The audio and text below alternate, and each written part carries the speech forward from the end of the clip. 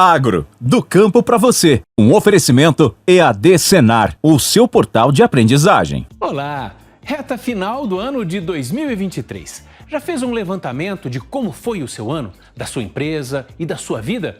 Programando ou se preparando para o ano novo? A CNA apresentou esta semana o balanço deste ano do agro brasileiro. Assunto que afeta também você que vive na cidade. Um ano de safra recorde e de PIB em queda. Safra cheia e bolso vazio. Vamos trazer todos os detalhes e as perspectivas para 2024. E tem também uma matéria sobre a palma forrageira. Conhece? Quem é da região do semiárido sabe a importância para a alimentação dos animais. E quem é da cidade ou ainda não conhece, vai aprender a fazer receitas deliciosas com esse alimento. Eu gostei. É saboroso. Você vai conhecer os vencedores do Prêmio Artesanal de Vinhos e Espumantes, que aconteceu em Bento Gonçalves, no Rio Grande do Sul. E o lugar onde o presidente Juscelino Kubitschek viveu e que serviu de experimentos para a agricultura no Cerrado. Estamos no ar com Agro, do campo para você, um programa do sistema CNA Senar. A CNA apresentou o balanço do setor em 2023 e trouxe as perspectivas para 2024 durante uma coletiva de imprensa na sede da Confederação. Os números mostram que, apesar de uma produção recorde de grãos na última safra, a margem de lucro do produtor rural brasileiro foi menor. A reportagem é de Bruno Fonseca e Dayan Pires. A safra foi recorde, mas o PIB do agronegócio caiu 0,94% neste ano, em comparação com 2022. É o que mostra o balanço da CNA divulgado esta semana. O que mais impactou os resultados foram os custos de produção, que ficaram acima do esperado, e a queda nos preços das commodities. Na pecuária de leite, a diminuição de preços foi maior do que a dos custos. A margem de lucro dos produtores foi 67,4% menor em outubro de 2023 em relação ao mesmo período de 2022. Foi o que aconteceu com o seu José, produtor de leite em Alexânia, Goiás.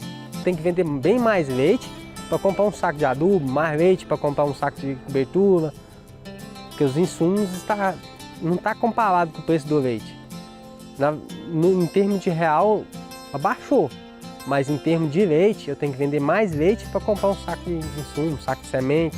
Na pecuária de corte, o sistema de ciclo completo foi o que sofreu maior impacto na margem bruta, com queda de 48,7%. A safra de grãos foi recorde, 321,8 milhões de toneladas, mas o lucro passou longe do esperado. No caso da soja, por exemplo, houve uma diminuição na margem bruta de 68% em comparação com a produção anterior. Já para o milho, a situação foi ainda mais difícil, com os produtores enfrentando uma queda de 134% na margem de lucro. Teve produtor que ficou no prejuízo e tentou recorrer ao Programa de Seguro Rural do governo federal, mas não conseguiu. É o caso do seu Cirineu Albânio, produtor de milho, soja e trigo, na fronteira oeste do Rio Grande do Sul. Esse ano foi um ano atípico, com excesso de chuva, mas excesso mesmo, né, de ficar 8, 9 dias fechado, sem nos dando condições de fazer os tratos culturais de fungicida, de inseticida, pós-emergente, adubação, essas coisas, nos levou a alocar avião. Tivemos grandes áreas fazendo com avião, que elevou bastante os custos. Outra situação que atrapalhou o desempenho do produtor brasileiro foi a insegurança jurídica. Os problemas pós-porteira, também afloraram muito, dentre eles a invasão de propriedade, que eu acho que é o pior deles. É algo que nós tivemos 71 invasões até novembro, algo maior que os últimos 4 anos. O diretor técnico da CNA também ressalta os impactos provocados pela indefinição em torno do marco temporal. É algo também que traz muita inquietude para boa parte dos produtores. E a reforma tributária, onde a gente tinha uma expectativa que seria algo muito bom e o texto da Câmara foi bom, no texto do Senado a gente não teve o mesmo resultado. Teve também recorde nas exportações. Até outubro, foram exportados 139,6 bilhões de dólares. crescimento de 3% em relação ao mesmo período de 2022. A expectativa é que o valor chegue a 164 bilhões de dólares até dezembro, principalmente pela maior participação da China e da Argentina nas compras de soja. Então teve uma quebra de safra de 50% da soja da Argentina. A expectativa é que isso não aconteça agora, que haja uma recomposição. Então que o mercado argentino volte a fornecer soja para o resto do mundo. A CNA prevê que o PIB do agronegócio pode ter um resultado neutro ou queda de até 2% no próximo ano. Isso depende das relações de preço e custo da produção, da retomada da agroindústria e dos efeitos do El Niño na produtividade do Brasil. Não foi um ano fácil porque nós tivemos problemas climáticos sérios, nós tivemos um problema na economia como um todo. O governo atual, nós tínhamos mais expectativa de que novas políticas públicas fossem implementadas. O que acontece no Brasil é que o agro nunca parou de crescer. Nós, este ano, a nossa expectativa é que nós tivéssemos alguma coisa próxima a 330 milhões de toneladas. O problema climático não vamos ter. Mas, com certeza, nós vamos bater o recorde de 350 milhões de toneladas nos próximos 2 anos. Atenção, produtor! O Senar apresenta mais uma novidade. A plataforma Senar Play traz uma série sobre gestão avançada na bovinocultura leiteira. Serão 5 temporadas com temas que vão abordar a importância do gerenciamento rural, cálculo dos custos de produção, indicadores-chave de desempenho e a influência de diversos fatores na rentabilidade da produção de leite. Na primeira temporada, o produtor vai poder aprofundar os conhecimentos no gerenciamento eficiente e sustentável da propriedade agrícola. Então, navegue pela série. Acesse senarplay.org.br. Nosso assunto agora é a palma forrageira, alimento importantíssimo para a pecuária em regiões de seca, mas que tem uma série de outros benefícios, inclusive para a alimentação da gente. Um evento em terras norte-mineiras, um pedaço do sertão semiárido brasileiro, trouxe as novidades na área da palma forrageira. A palma forrageira é uma velha conhecida de quem vive nas regiões áridas e semiáridas do Brasil. E é uma planta bastante utilizada na alimentação de animais. Os animais gostam muito, de comer essa planta e também ela tem um teor de água muito alto, além dos carboidratos. Então ela supre muito a ausência de água. Então em tempos de seca, de escassez hídrica, ela é extremamente eficiente para qualquer tipo de sistema pecuário. E é em eventos como esse seminário que aconteceu em Minas Gerais que os incrementos e estudos sobre a palma forrageira são apresentados. Desde 2003 que nós estamos aí, as federações do Nordeste, junto com a CNA, trabalhando justamente na divulgação da palma, levando em consideração que ela é de grande importância para as regiões secas, para a região semiárida do Brasil, principalmente o Nordeste. No México, o uso da palma na alimentação humana já é usado e faz parte da cesta básica da população. Hoje, os preparos com as cactáceas recebem toques sofisticados da alta gastronomia, em pratos e bebidas saborosos e nutritivos. A primeira receita é da chefe Antonieta Poza, que vive no Brasil há 19 anos e se dedica a divulgar a culinária mexicana por aqui. Vamos conhecer um pouco. Para fazer nossa salada de palma, nós vamos precisar de palma limpa e cortada, tomate cortado em brunoise, cebola também cortada em brunoise, milho verde, coentro, neste caso aqui a apresentação é em bolinha, tá? Queijo, meia cura, pequi. Neste caso está somente cocido, mas a gente lo frita e fica tipo um crocante de pequi, tá? E nossa tortilha de milho crocante. A salada, a terminação da salada ficaria assim. São escolhidas palmas pequenas por serem mais moles. Retira-se as partes laterais e os espinhos um a um. E em seguida, os cubinhos são levados para fritura rápida em azeite. Misturados todos os ingredientes, está pronta a salada de palma, que é servida junto com as tortilhas. Por cima vão o queijo ralado e o pequi. Nós sempre usamos a palma aqui para alimentação animal, para outras ações. Mas ao comer a tortilha, eu também tive uma sensação, assim, um pouco do quiabo, o nosso quiabo, que tem uma babinha. E é delicioso. Eu achei, assim, algo extraordinário. A receita que a chefe fez aqui, com os temperos, com o queijo, com esse toque do pequi, que eu achei sensacional. Ficou, assim, uma explosão de sabores. Me lembrou mesmo a comida mexicana, assim. A outra receita apresentada é a criação do chefe Marcos Meléndez, também mexicano, que mora no Brasil há 13 anos, divulgando a culinária do país de origem. Ele ensinou como fazer um misto de palma, bem simples e prático. Temos como ingredientes a palma forrageira descascada, temos o queijo cabaça, temos tomate, temos flor de capuchina e folhas de mastruz. A palma forrageira é descascada e temperada com as folhas de mastruz, pitada de pimenta do reino. Agora vamos a colocar a tampa deste rico sanduíche e vamos a colocar a flor en la parte superior. Voy a virar o papel aluminio y voy a envelopar dobrando. Colocamos na chapa e vai a iniciar o processo de cozimento. Eu gostei. É saboroso. É saboroso. Lembra um pouco, lembrando um pouco o chuchu. Esses são apenas 2 exemplos de como a palma forrageira tem potencial para contribuir com o desenvolvimento humano e que, aprendendo a usar esse complemento nutricional, é possível criar uma infinidade de receitas. A gente vai fazer um intervalo rapidinho e já voltamos com o resultado do Prêmio Artesanal de Vinhos e Espumantes 2023. 140 rótulos de todo o país participaram do concurso. E ainda, você lembra de quem é a frase 50 anos em 5?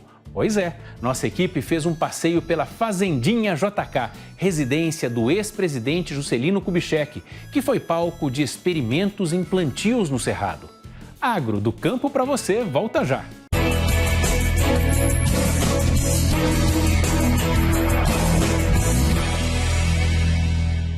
Estamos de volta com Agro do Campo para você. A Confederação da Agricultura e Pecuária do Brasil está participando até o dia 12 de dezembro em Dubai, nos Emirados Árabes Unidos, da Convenção das Nações Unidas sobre Mudanças Climáticas, a COP28. Pablo Ulisses, enviado especial da CNA, tem os detalhes. Olá, Eduardo. A CNA está acompanhando de perto a 28ª Conferência das Nações Unidas sobre Mudanças Climáticas, a COP28, que neste ano acontece em Dubai, nos Emirados Árabes Unidos. E que vai dar mais informações sobre a participação da CNA é o coordenador de sustentabilidade, Nelson Ananias. Nelson, começa perguntando qual a importância de se participar da COP. Bom, a questão das negociações das mudanças climáticas impacta diretamente o setor agropecuário mundial e também o brasileiro e traz para nós obrigações a respeito de ações que impactam a atividade econômica, impactam a produção, impactam o crescimento do setor, não somente porque nós sofremos essas questões climáticas, mas porque também trazemos soluções ao alcance das metas do Acordo do Clima e das metas brasileiras de redução de emissão de gases de efeito estufa. Então, a importância de estar aqui é acompanhar todas essas negociações, trazer o melhor do agro brasileiro, propostas de solução na redução das emissões de gases de efeito estufa, da qual nós, como executores de um código florestal extremamente rígido, de executores de uma agricultura de baixa emissão de carbono, podemos trazer de soluções na redução das emissões, não só do Brasil, mas como solução para a redução das emissões para o mundo. Bom, Nelson, falando de representatividade, o que a CNA está trazendo para a conferência este ano de posicionamento? Nós estamos na COP28, que está sendo conhecida como a COP do Balanço Global, Ou seja, é o momento de refletir, de trazer todas as ações, avaliar todas essas ações e chegar à conclusão de que essas ações elas são compatíveis com o objetivo do Acordo do Clima, que é evitar o aumento da temperatura em 1,5 grau até 2100.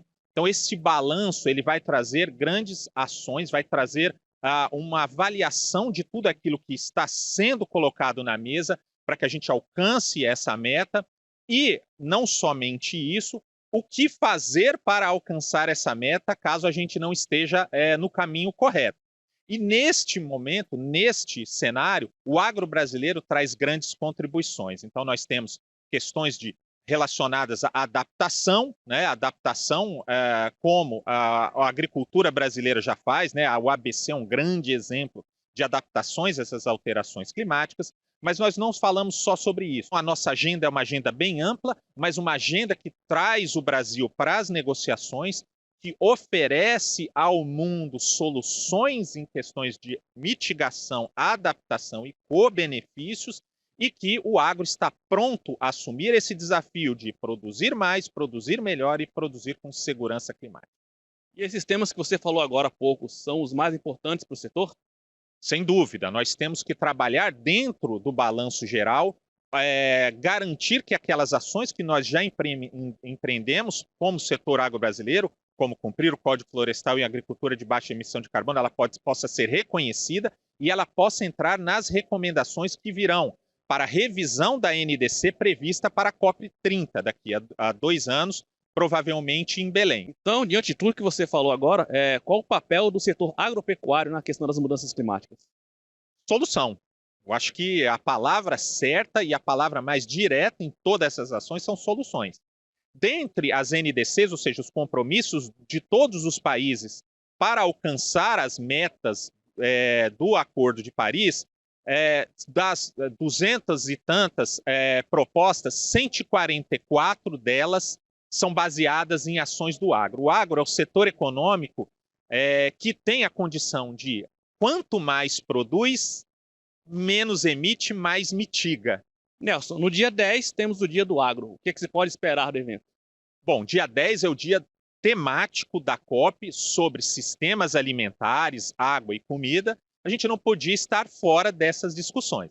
Então, nós vamos trazer o melhor do agro aqui no estande do setor produtivo brasileiro, no qual nós vamos discutir pontos essencialmente importantes para a discussão aqui dentro da COP. Entre esses pontos, uma discussão multilateral com outros países para fazer um comparativo, um benchmark a respeito do que se faz em cada um desses países no agro para alcançar a redução das mudanças, mitigação e adaptação. Depois nós vamos falar sobre mercado de carbono, nós vamos falar sobre transição energética e nós vamos falar sobre transparência do agro, fechando com uma grande palestra, uma grande fala a respeito de segurança alimentar é paz no mundo. E paz nós estamos precisando no mundo agora, né? Obrigado pela entrevista, Nelson. Eu conversei com Nelson Ananias, coordenador de sustentabilidade da CNA. Lembrando, dia 10 é o Dia do Agro aqui no pavilhão do setor produtivo brasileiro. E reforçando que a participação da CNA e o Dia do Agro você pode acompanhar no site CNA Brasil e nas redes sociais do sistema CNA Senar. O prêmio CNA Brasil Artesanal Vinhos e Espumantes 2023 chegou ao fim. Foram analisados 140 rótulos de produtores de todo o país nas categorias vinho tinto, vinho branco, espumante moscatel, espumante charmat ou tradicional. A premiação foi dividida em 3 etapas: júri técnico, júri popular e avaliação da história do produto. 20 rótulos foram selecionados para a grande final. Na categoria vinho tinto, os vencedores são: primeiro lugar, Ronaldo Cirilo Triaca, do Distrito Federal. Segundo lugar, Carlos Sanabria, Rio Grande do Sul. Terceiro lugar, José Magide Vaquil, Minas Gerais. No vinho branco, primeiro lugar com Cátia Regina Betiato, Paraná. Segundo lugar, Marcelo Luquezzi, São Paulo. Em terceiro, Nayana Argenta, Rio Grande do Sul. Na categoria espumante moscatel, todos os vencedores são do Rio Grande do Sul. Em primeiro lugar, Alana Capelli de Carli. Em segundo, Alzemiro André Moura. Em terceiro, Dirceu Pasquale. Na espumante Charmat, ou tradicional, primeiro lugar, Dirceu Pasquale, do Rio Grande do Sul. Segundo lugar, Alana Foreste, também do Rio Grande do Sul. Em terceiro lugar, José Luiz Marcon Filho, Paraná. O prêmio CNA Brasil Artesanal Vinhos e Espumantes 2023 é promovido pela CNA em parceria com a EPAMIG, EPAGRE, SEBRAE e Associação Brasileira de Sommeliers do Distrito Federal. A cobertura completa da premiação você acompanha no próximo programa. E agora nós vamos a Brasília para saber dos principais assuntos da semana com o Francisco Jordão. Bem-vindo, Francisco. Olá, Eduardo. Olá, você que nos assiste. Veja como o sistema CNA-Senar atuou nessa semana para os produtores de alimentos. A CNA participou de audiência pública na Câmara dos Deputados para debater políticas de incentivos aos fertilizantes e aos bioinsumos. E o presidente João Martins recebeu o senador Davi Alcolumbre e apresentou as ações do sistema CNA-Senar para os produtores rurais. A Comissão Nacional das Mulheres do Agro se reuniu para fazer um balanço das ações em 2023 e discutir o planejamento para o próximo ano. A Confederação também esteve nas reuniões das câmaras setoriais de culturas de inverno e de algodão do Ministério da Agricultura e participou em Uberaba da Comissão Técnica de Cana-de-Açúcar da Federação da Agricultura e Pecuária de Minas Gerais. A Confederação esteve ainda na reunião do Comitê Técnico do Conselho Deliberativo da Sudene. Acompanhe essas e outras notícias no site CNA Brasil e nas redes sociais do Sistema CNA-Senar. Obrigado, Francisco. E a nossa equipe visitou um local no coração do Cerrado, que já foi moradia de um ex-presidente e que serviu de base para o agronegócio brasileiro. Ficou curioso? Então conheça a Fazendinha JK. Brasília. A capital do país foi projetada pelo urbanista Lúcio Costa e pelo arquiteto Oscar Niemeyer. E a realização da obra veio pelas mãos do então presidente na época, Juscelino Kubitschek. A cidade é exemplo de modernidade e planejamento urbano. A arquitetura de Niemeyer se faz presente no Palácio do Planalto, na Catedral Metropolitana e no Memorial JK, onde pode ser encontrado grande parte do acervo pessoal do ex-presidente JK. Uma viagem no tempo e na lembrança. Se a gente quer uma amostra, né, dos nossos arquitetos, daquilo que se pode ser construído em cima de uma cidade, a gente pode vir conhecer Brasília. O estilo arrojado com elementos curvos e vazados também está no campo. Mais precisamente, na Fazenda Santo Antônio, em Lusiânia, Goiás. O local serviu como a última morada de Juscelino e atualmente é conhecido como Fazendinha JK. E esse é o último grande legado que ele deixa para o Brasil. A Fazendinha JK é esse legado que o agronegócio do Brasil começa aqui na Fazendinha JK. A Fazendinha JK é o único projeto rural de Niemeyer e traz jardim projetado pelo paisagista Roberto Bulemax. Ele comprou essa fazenda, ele queria ser fazendeiro no Planalto Central para provar que o Cerrado era viável. Então ele compra a Fazendinha JK e usou ela como laboratório.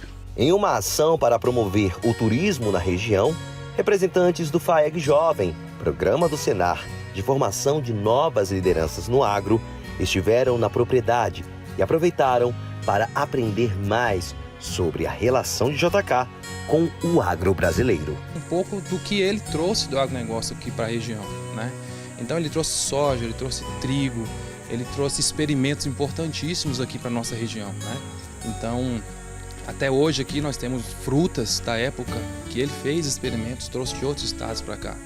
E esse conhecimento, ele tem que ser expandido.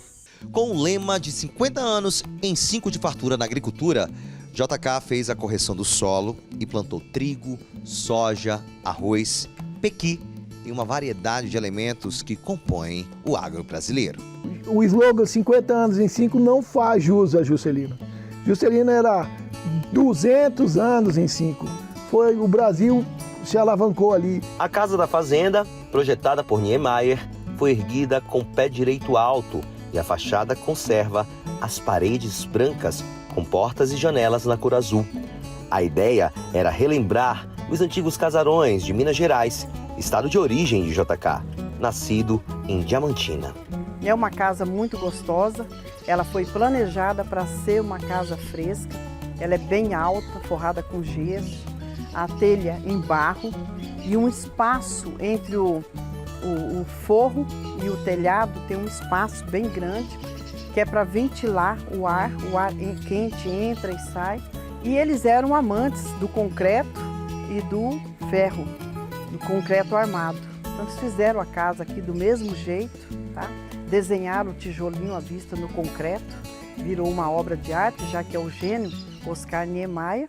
Um lugar que o ex-presidente viveu com a esposa, Dona Sara, e que traz um acervo rico em história e literatura. Aqui é possível encontrar presentes dados ao ex-presidente, além de objetos que pertenceram à família Kubitschek. Nós temos aproximadamente 1.800 livros. São livros de cabeceira de JK, os livros de estudo. Tem livros autografados direto do autor para ele, como Raquel de Queiroz, Kenneth Cooper. Nós temos nessa biblioteca um diário dos 3 anos e 10 meses do que foi a construção de Brasília. A fazendinha recebe turistas, professores e estudantes que visitam o local para conhecer mais sobre JK e a nova capital. E o desenvolvimento do Centro-Oeste ele veio com a chegada da capital, né? Que foi transferida para esse processo, então, saída do litoral para o Centro-Oeste. Isso desenvolveu muito o Brasil. Eu aprendi hoje aqui que o Juscelino foi um homem muito importante na agropecuária já para o Cerrado. Ele foi também um presidente que inovou muito o Brasil. Ele também foi conhecido como os anos dourados, né? Os anos que ele estava aqui no Brasil, né? Comandando o Brasil. A Fazendinha JK é mais do que um museu ou uma moradia do ex-presidente da República. É o coração do agronegócio e que ajudou a impulsionar e a valorizar a importância do Cerrado brasileiro. Chegamos ao fim de mais um programa. Lembrando que todos os serviços que você vê aqui são gratuitos e são possíveis graças à sua contribuição, produtor. Para rever todas as reportagens, acesse o nosso canal no YouTube. Até a próxima semana!